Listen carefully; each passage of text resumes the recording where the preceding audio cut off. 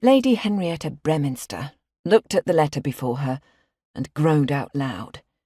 In the last 2.5 weeks, since the night of the Countess of Whitmore's ball, the Earl of Hartley had sent her exactly 20 missives. They totted up in a line on her desk, every wax crest shining in the candlelight. Each looked more pathetic, and had been less desired than the last. Why, oh why, wouldn't the man leave her alone? He was going to ruin her, or worse, succeed in marrying her. She had managed to keep him from approaching her brother. It had taken several skilful responses from her, and one quite unpleasant Hyde Park rendezvous, to convince Justin not to go to John directly.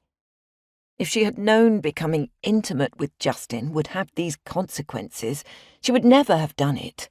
Never. Even now she couldn't believe her stupidity. Henrietta pressed the heels of her palms into her eyes. Damn him. She should have heeded the advice of her best friend, Miss Cassandra Seymour, who insisted that Justin had fallen in love with her. She hadn't believed her. It had seemed so unlikely, and so inconvenient. And he had betrayed no signs of loving her. At least, not before. Before a week ago, before the Whitmore ball, she and Justin had just been good friends.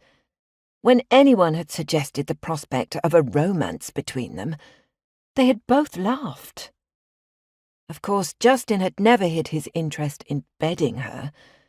When they had met at parties or ridden in the park, he had been frank in his admiration, but he never paired his overtures with any serious intentions.